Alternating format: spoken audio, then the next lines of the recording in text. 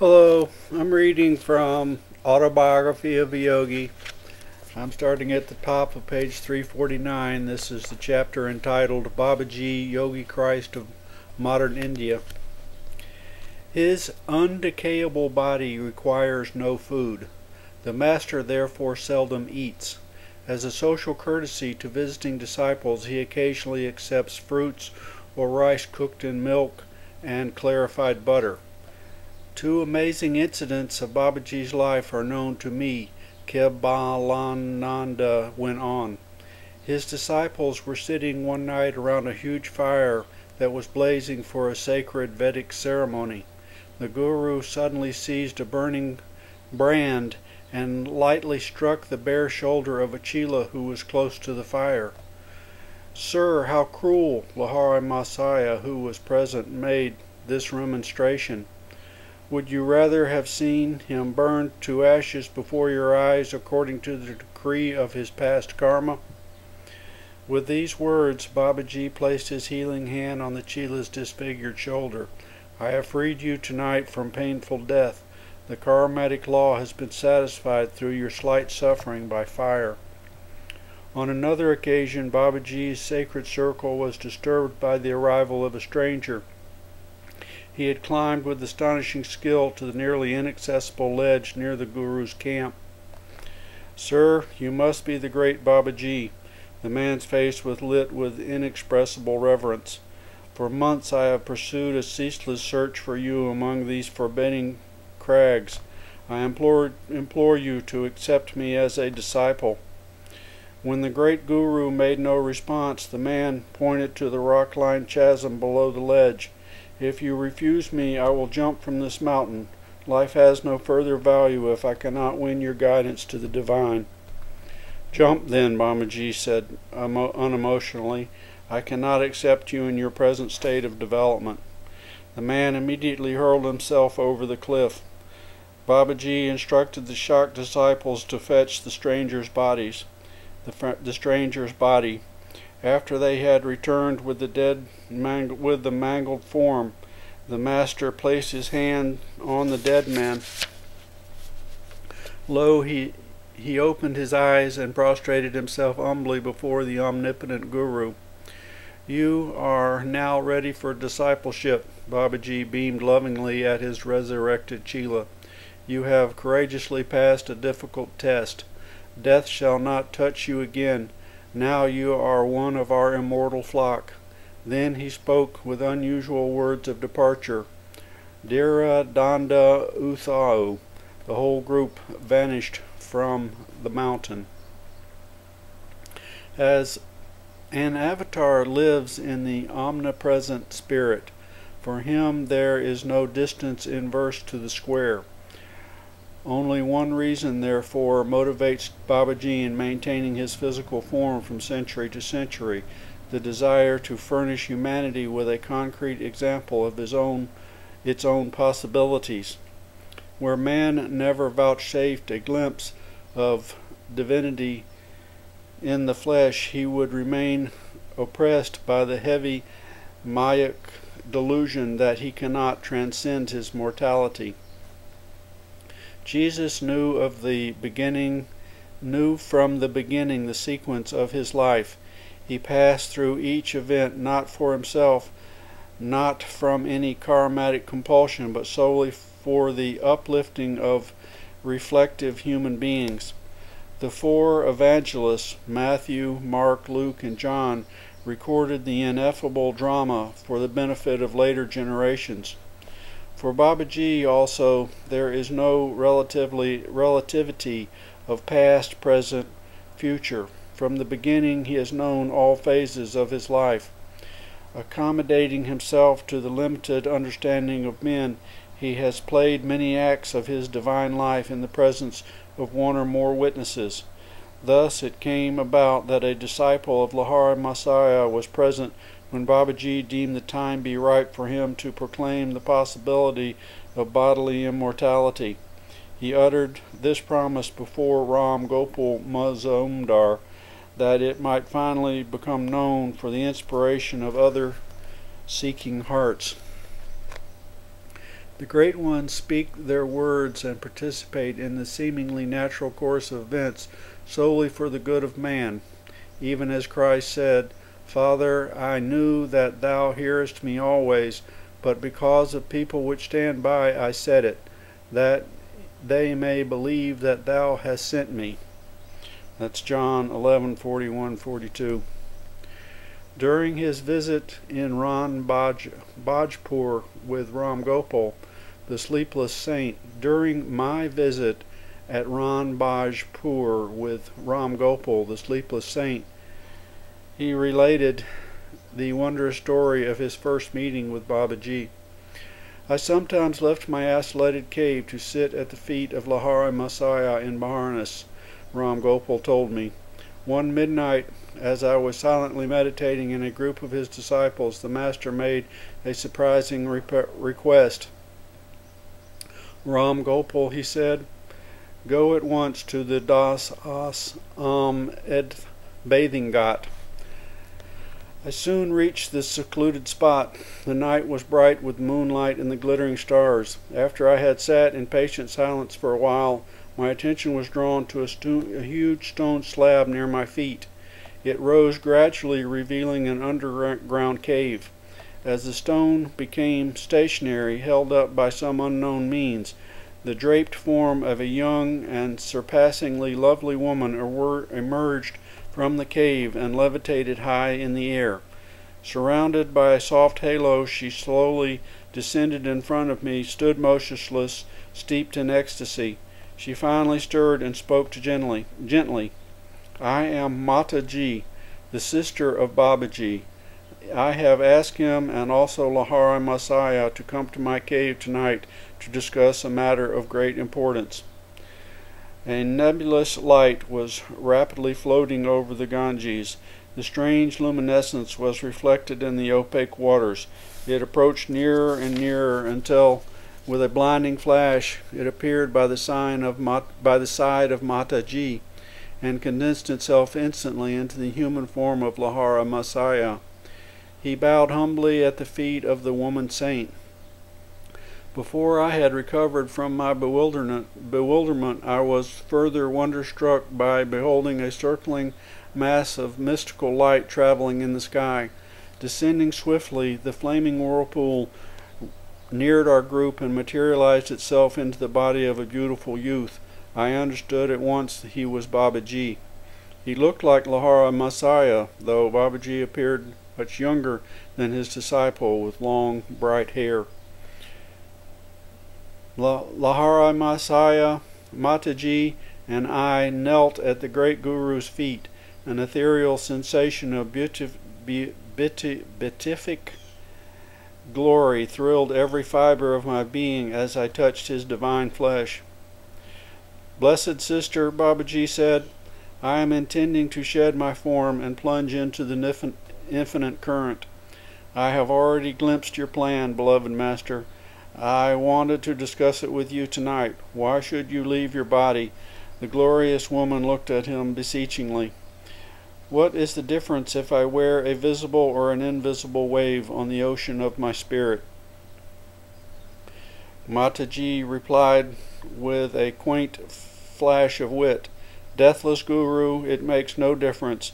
Then please do not ever relinquish your form." "Be it so," Babaji said solemnly. "I shall never leave my physical body. It will always remain visible to at least a small number of people on this earth.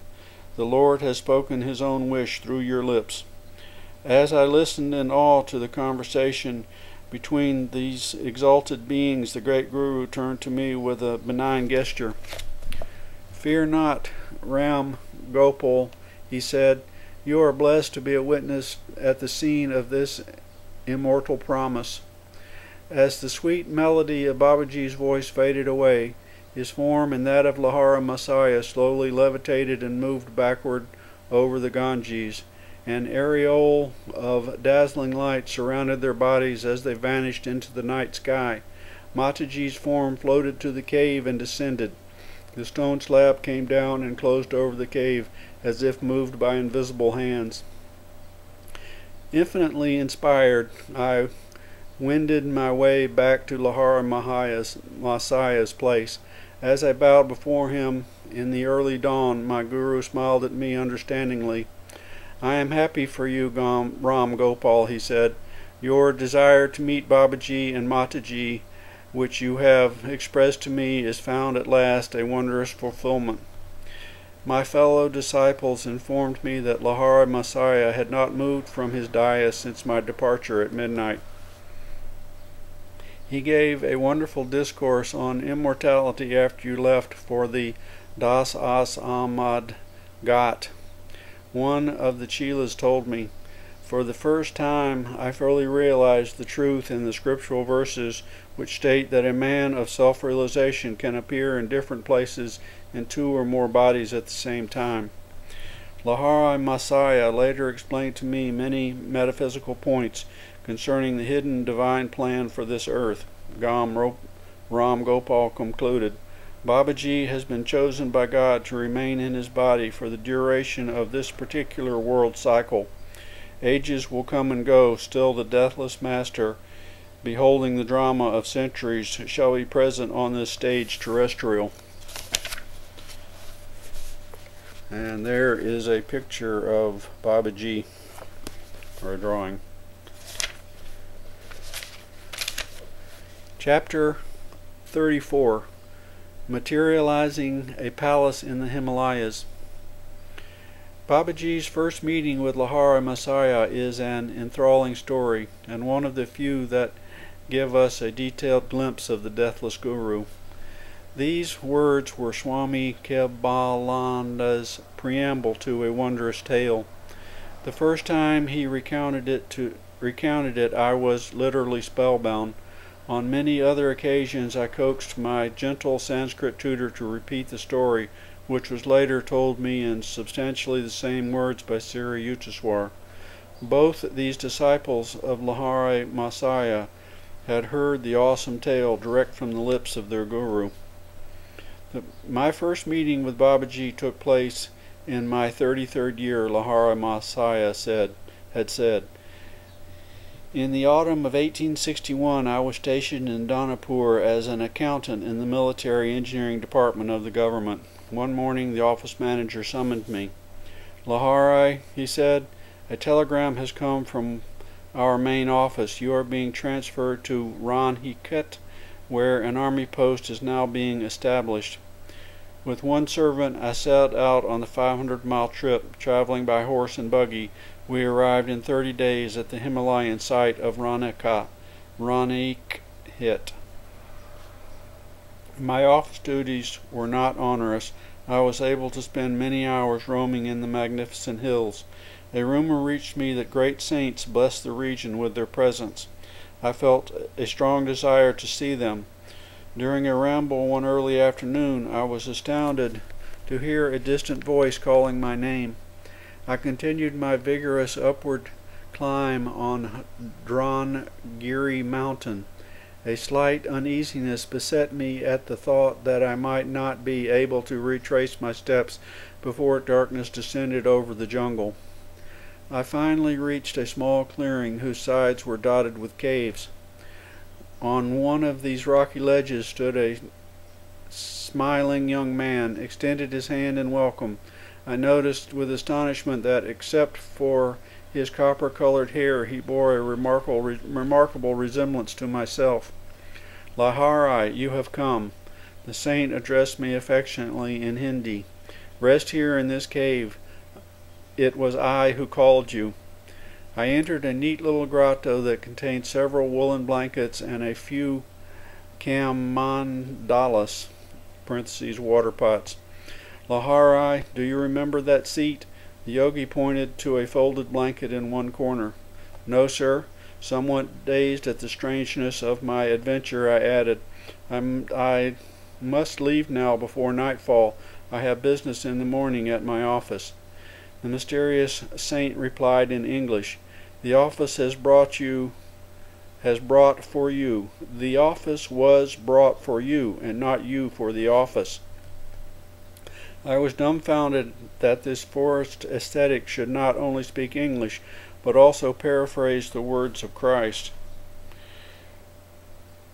That is Mark 2:27 that he's paraphrasing. I see my telegram took effect. The yogi's remark was incomprehensible to me. I ask its meaning. I refer to the telegram that summoned you to these isolated parts. It was I who silently suggested to the mind of your superior officer that you be transferred to Rani Kit. When one feels his unity with mankind, all minds become transmitting stations through which he can work at will, he added. Lahari, surely this cave seems familiar to you. As I maintained a bewildered silence, the saint approached and struck me gently on the forehead. At his magnetic touch, a wondrous current swept through my brain, releasing the sweet seed memories of my previous life. I remember. My voice was half choked with joyous sobs. You are my Guru Babaji, who has belonged to me always. Scenes of the past arise vividly in my mind. Here in this cave I spent many years of my last incarnation. His ineffable recollections overwhelmed me. I tearfully embraced my master's feet. For more than 3 decades I have waited for you to return to me. Babaji's voice rang with celestial love. You slipped away and disappeared into the tumultuous waves of the life beyond death. The magic wand of your karma touched you and you were gone. Though you lost sight of me, never did I lose sight of you. I pursued you over the luminescent astral sea where the glorious angels sail. Through gloom, storm, upheaval, and light I followed you, like a mother bird guarding her young. As you lived out your human term of wombed life and emerged a babe, my eye was ever on you. When you covered your tiny form in the lotus posture under the Guhurani sands in childhood, I was invisibly present. Patiently, month after month, year after year, I have watched over you, waiting for this perfect day. Now you are with me. Here is your cave, loved of yore. I have kept it ever clean and ready for you. Here is your hallowed asana blanket, where daily you sat to fill your expanding heart with God. Here is your bowl, from which you often drank the nectar prepared by me. See how I have kept the brass cup brightly polished, that some day you might drink from it again. You might drink again from it. My own, do you now understand? My Guru, what can I say? I murmured brokenly. Where has one ever heard such deathless love? I gazed long and ecstatically at my eternal treasure, my Guru in life and death. Lahari, you need purification. Drink the oil in this bowl and lie down by the river. Babaji's practical wisdom, I reflected with a quick, reminiscent smile, was ever at the fore. I obeyed his directions. Though the icy Himalayan night was descending, a warm and comforting radiation began to pulsate within me. I marveled. Was the unknown oil endured with a cosmical heat? Bitter winds whipped around me in the darkness, shrieking a fierce challenge. The chill wavelets of the Gaush River lapped now and then over my body. Outstretched on the rocky bank, tigers howled nearby, but my heart was free of fear. The radiant force newly generated within me conveyed an assurance of unassailable protection. Several hours passed swiftly. Faded memories of another life wove themselves into the present brilliant pattern of reunion with my divine Guru.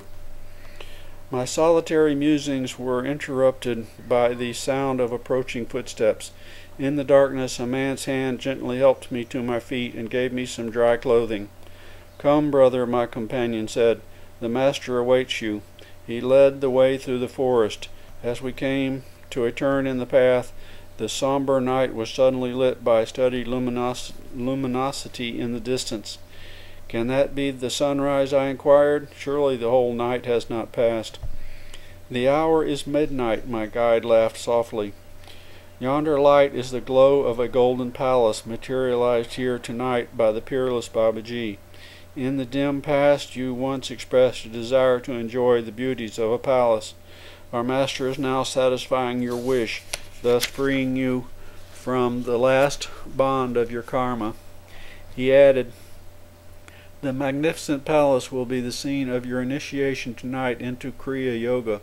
All your brothers here join in a paean of welcome, rejoicing at the end of your exile. Behold, before us stood a vast palace of dazzling gold, ornamented with countless jewels set amid landscaped gardens reflected in tranquil pools, a spectacle of unparalleled grandeur. Towering archways were intricately inlaid with great diamonds, sapphires, and emeralds. Men of angelic countenance were stationed by gates redly resplendent with rubies. I followed my companion into a spacious reception hall. The odors of incense and roses wafted through the air. Dim lamps shed a multicolored glow. Small groups of devotees, some fair, some dark-skinned, chanted softly or sat silently in the meditative posture, immersed in inner peace. A vibrant joy pervaded the atmosphere. Feast your eyes, enjoy the artistic splendors of this palace, for it has been brought into being solely in your honor, my guide remarked, smiling sympathetically as I exclaimed in wonder. Brother, I said, the beauty of this structure surpasses the bounds of human imagination. Please explain to me the mystery of its origin. I will gladly enlighten you. My companion's dark eyes sparkled with wisdom. There is nothing inexplicable about this materialization. The whole cosmos is a projected thought of the Creator. The heavy clod of the earth floating in space is a dream of God's. He made all things out of his mind, even as man in his dream consciousness reproduces and vivifies a creation with its creatures. The Lord first formed the earth as an idea. He quickened it, atomic energy and then matter came into being. He coordinated earth atoms into a solid sphere. All its molecules are held together by the will of God. When he withdraws his will, all earth atoms will be transformed into energy. Atomic energy will return to its source, consciousness. The earth idea will disappear from objectivity. The substance of a dream is held in materialization by the subconscious thought of the dreamer. When that cohesive thought is withdrawn in wakefulness, the dream and its elements dissolve. A man closes his eyes and erects a dream creation which on awakening he effortlessly dematerializes. He follows the divine archetypical pattern. Similarly, when he awakens in cosmic consciousness, he effortlessly dematerializes the illusion of a cosmic dream universe. In tune with the infinite, all-accomplishing will, Babaji is able to command the elemental atoms to combine and manifest themselves in any form. This golden palace instantaneously brought into being is real, in the same sense that the earth is real. Babaji created this beautiful mansion out of his mind and is holding its atoms together by the power of his will, even as God's thought created the earth and his will maintains it. He added, when this structure has served its purpose, Babaji will dematerialize it. As I remained silent in awe, my guide made a sweeping gesture. This shimmering palace, superbly embellished with jewels, has not been built by human effort. Its golden gems were not laboriously mined.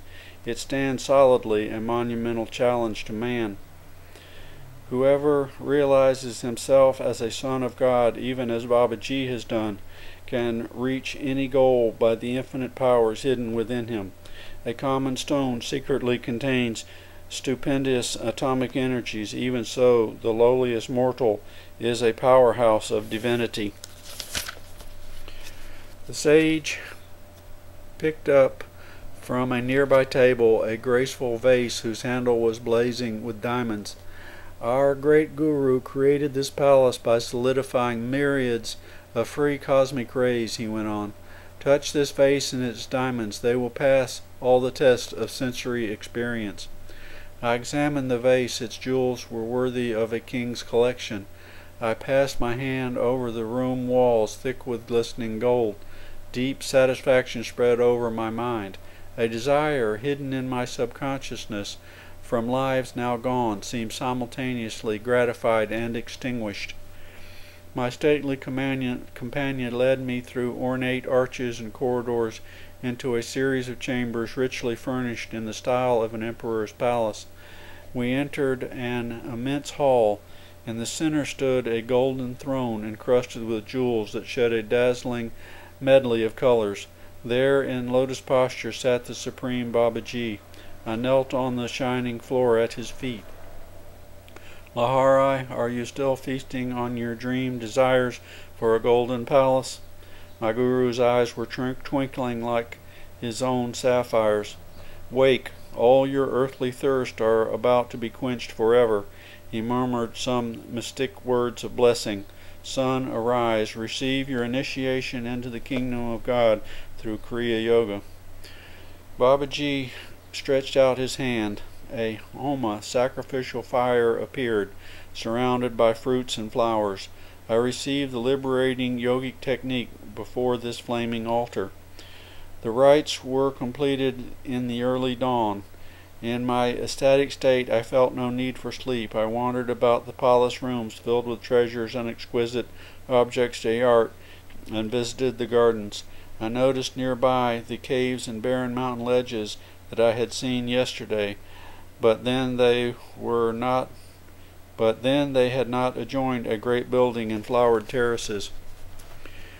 Re-entering the palace, fabulously glistening in cold Himalayan sunlight, I sought the presence of my master. He was still enthroned, surrounded by many quiet disciples. Lahari, you are hungry, Babaji added. Close your eyes. When I reopened them, the enchanting palace and its gardens had disappeared.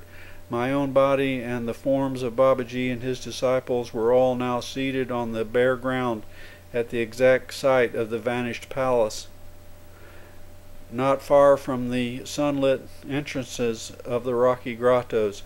I recalled that my guide had remarked that the palace would dematerialize, its captive atoms released into the thought essences from which they sprung.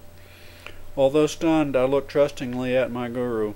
I knew not what to expect next on this day of miracles. The purpose for which the palace was created has now been served, Babaji explained. He lifted an earthen vessel from the ground. Put your hand there and receive whatever food you desire. I touched the broad, empty bowl. Hot, buttered luchis, curry, and sweetmeats appeared. As I ate them, I noticed that the bowl remained ever filled. At the end of the meal, I looked around for water. My guru pointed to the bowl before me. The food had vanished. In its place was water.